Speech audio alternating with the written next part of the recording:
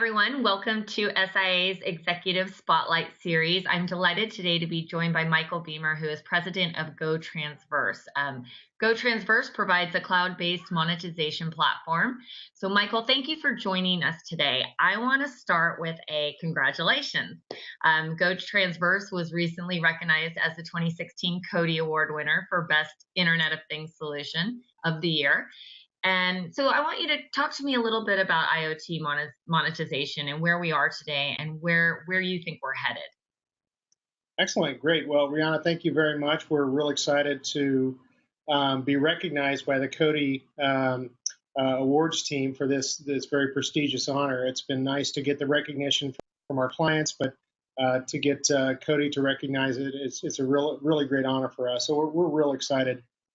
As we look at where IoT monetization is now and where we see it going in the future, one of the things I want to start with is, there's a group of us, and goTransverse is really at the core of that, of industry experts, clients, analysts, and so forth, where we're all really brainstorming and talking about the best scenarios to monetize. Most of us remember the internet boom and bust of the early 2000s, and a lot of the challenges with that. That initial failure of the dot-com era was the fact that they failed to really focus on monetization and business models.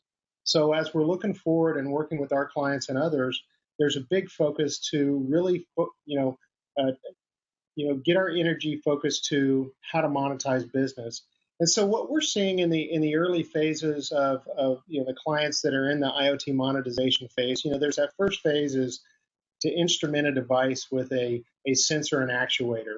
And then, that in and of itself has some value. So if you look at the Nest Smart Thermostat, for example, you've got a smart sensor on there, but to be able to make some intelligent measurements on your thermostat. But it's gone a step further, and where it has some intelligence and it makes some adjustments to your temperature.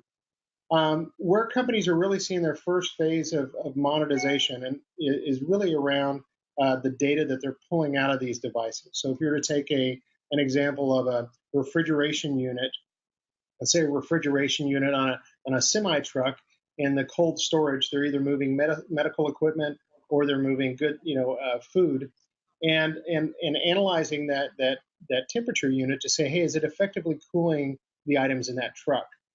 So taking the data from what's happening in that environment and providing it back to the thing manufacturer or the refrigeration manufacturer is of great value to them, because they can see how hard the compressor is working based upon how many times the gate is opening and closing on these various these trucks.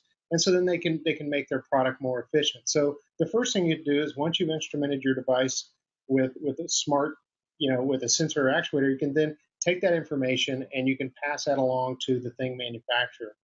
The next step that we're seeing folks do is add additional levels of intelligence around the data. So putting in what we call correlative analytics, and that includes descriptive, predictive, and prescriptive analytics. So descriptive analytics is essentially, I can see what the temperature is in that truck. I can see that the temperature has risen above what we consider to be safe for transporting medicine or food. So the predictive piece of the equation is, I now, based upon how hard the compressor is working or other information, I can predict that there's going to be a failure. I can predict certain events.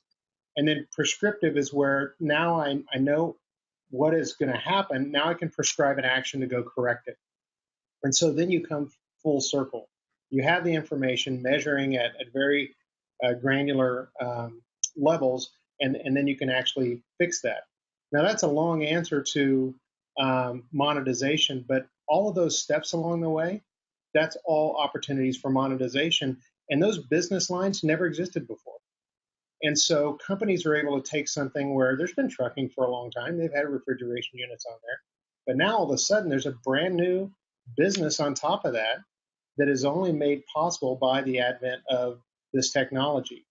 And so, as we look to the future and we look at where things are going, it really depends on how collectively creative we are as a group of business leaders and technologists of how we can monetize. And so you look at the agriculture business, companies are moving to, I'm not going to sell you a combine, I'm going to sell you precision agriculture services. It includes a combine, but it includes a bunch of other stuff as well. So it's really exciting.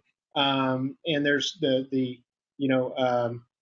necessity is the mother of invention, and so we're seeing a lot of that out there. And so we really think that the keys are, as folks look at this, is you need to make sure you're not bounding yourself in any way based upon preconceived notions, and you're also preparing yourself for things that an iterative approach to monetization, because the first go at it may not be the way to maximize your revenue.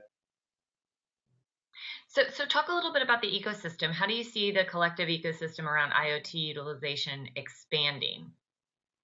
So there's a couple elements. The first piece about the ecosystem is I'll focus on the engineers and computer scientists and so forth, the folks that are developing the solutions. Instrumenting things with sensors and so forth it's actually not new. It's been around for a couple decades, but it's primarily been done by only the top engineers and computer scientists in the world, and it's companies with a lot of money that have done this. And so you had a very, very slow pace of innovation because you had a very small number of people who are actually working on these problem sets, and it primarily focused on industrial IoT. As the cost of sensors has declined, the cost of computing has declined, and there's networking everywhere. Now the ability for a whole slew of new developers to get access to be able to build solutions has increased. The pace of innovation is moving a lot faster. So that's one angle. And what that does is it opens the door for innovation. It also opens the door to the consumer side of IoT. And so all of these then, really add up to the ecosystem. And it's the developers, it is the system integrators, it is the tool providers, and it's all of us collectively together assembling these solutions to bring it to market. And all of us who are in this space, the key mantras that we're focusing on is really about kind of unlimited potential as well as scale and agility. And so we don't want to restrict or limit any of our clients from that perspective. And so I see the ecosystem as being absolutely key for the innovation that's occurring. So we talk to a lot of companies, and I see a lot of companies struggling with their IoT strategies. And so what advice would you give companies looking to turn their IoT product into profit? So I love this question, because I think it hits right at the heart of what everybody's trying to figure out. And I think the first thing we have to do is we have to think differently. We can't think that I'm no longer selling you a product. If we think that I'm just going to sell you a product that has a sensor in it and that's the end of it, then you're missing out, right? So if my end game is I'm just selling you a smart thermostat, that's only part of the equation. If somebody's buying a smart thermostat, what is the outcome they're really looking for? The outcome they're really looking for is a more efficient energy management system for themselves, right? They want to save money on energy. They want to be more conscientious of energy usage and in the environment and those types of things. So if you step back and you go all the way to the customer and say, okay, what's the customer trying to accomplish? They want more efficient energy management. Okay, I'm going to engineer my solution from that perspective. And okay, included in that is going to be a smart thermostat. Also included in that is going to be monitoring capabilities. Also included in that is the ability to then go automatically adjust the temperature and be smart enough to do that, and maybe go adjust other things in a business that is consuming a lot of electricity. And so, our advice is to, really step back out, think it from the customer's perspective. And then you really have to be thinking of this at the point of product inception. You can always come in and do it afterwards, but if you're in the beginning of a product development lifecycle, you're coming up with a new product, the more you can think about this at the beginning and engineer your solution with the outcome based in mind versus just one product and one result, you really open the door for so much more opportunity for yourself. It's a fun discussion. It's a lot of fun to to get with our clients and talk about these possibilities. So it's really a whole idea of the notion of creating that culture of customer success whenever you're looking at IoT, right? Absolutely. Yep. Right. So I want to switch gears a little bit here and talk. You guys have a really impressive partner ecosystem. Can you talk about the impact your channel has on your business, and what tips would you give companies who are really trying to build out their partner ecosystem? Because it's key to a lot of people's business today. Yeah, absolutely. And it really is. Um, it really has to be an attitude that permeates through your organization. It can't just be, hey, I've got a partner person and they're going to go hunt people down and try to get them to be buddies and sell your product or introduce you to clients. You really have to think about your whole organization, from your sales process to your marketing process, how you engineer your product. Your product has to be engineered to work cleanly with system integrators. If you're a one-trick pony and you work great with just one mega vendor, um, that's fine. You can have a partnership with them, but you're missing out on a greater, much wider ecosystem. Um, a lot of the ecosystem now is, you hear the term crowdsourcing. That's essentially what's going on. That there's this advent of microservices where you can assemble together different point solutions very quickly in one great solution. The days of the massive mega vendor, we really think are behind us, and we're seeing that because a lot of these big, um, you know, SIs are moving away from that, and they're moving more to the nimble model where you're pulling together these different elements. So, my advice would be, make being partner friendly, being part of the ecosystem, built into your DNA all the way through the organization. And then we take kind of another simple approach to it. It may kind of sound we try to be friends with our partners, right? It's hey, business doesn't have to be all stodgy, and we're let's go have some barbecue together. Let's go listen to some live music, and let's be friends, and let's do some awesome solutions together. And so it's you work with your partners, you work with them as equals, and you create these mutually synergistic relationships, and it's wonderful, and everybody's trying to help each other out, and you create this world of shared success, and have fun while you're doing it. That's our motto.